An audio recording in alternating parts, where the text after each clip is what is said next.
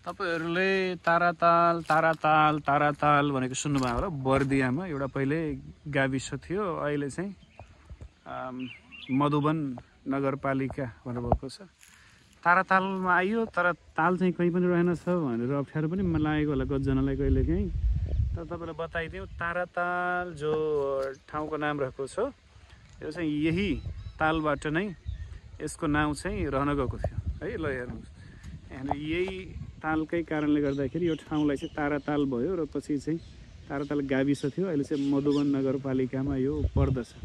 So कतिजनालाई confusion छ तपाईँलाई ताराताल भनेको के रहेछ, ताल कहाँ रहेछ त, ताल तल या त कहीँ देखिन्न भन्नेहरूलाई चाहिँ यो चाहिँ यता 3 नम्बर गाउँमा, गाउँ नम्बर 3, मधुवनको गाउँ नम्बर 3, ठ्याक्कै मलाई वडा नम्बर चाहिँ थाहा भएन, तर गाउँ नम्बर 3 मा चाहिँ यो ताल रहेको छ र पुरानो रुख पनि रहेको छ। अनि यहाँ अगाडि एउटा ब्यानर पनि छ जहाँ चाहिँ ऐतिहासिक ताल भनेर भनेको छ। अब यसको ऐतिहासिकता त्यति साह्रो हामीलाई पनि थाहा भएन, तर यो चाहिँ यति चाहिँ थाहा छ कि यो गाविस जो थियो त्यसको नाम यही तालको नामबाट नै रहन गएको थियो र यसलाई चाहिँ ताराताल भनेर भनिदो रहेछ।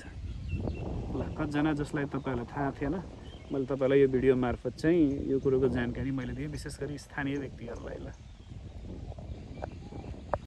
यहाँ एउटा पुरानो तर एकदमै पुरानो मन्दिर यहाँनिर चाहिँ रहेको छ। अब यो मन्दिरलाई हेर्दाखेरि पनि कहीँ न कहीँ यो चाहिँ प्राचीनै हो कि जस्तो पनि लाग्छ है, अलिक पुरानै भवन हो यो मन्दिरको जस्तो पनि लाग्दछ। सो कहीँ न कहीँ एउटा ऐतिहासिक यो चाहिँ धरोहर हुनसक्छ र यसको इतिहास साथै अब केही नभए पनि स्थानीयहरूको लागि यो क्षेत्र चाहिँ प्यारो हुनुपर्छ जस्तो मलाई लाग्छ र यसलाई संरक्षण गर्ने, मर्मत गर्ने, बनाउने काम चाहिँ तपाईँ हाम्रो यसलाई राम्रोसँग देखरेख गर्ने तपाईँ हाम्रो दायित्व हो।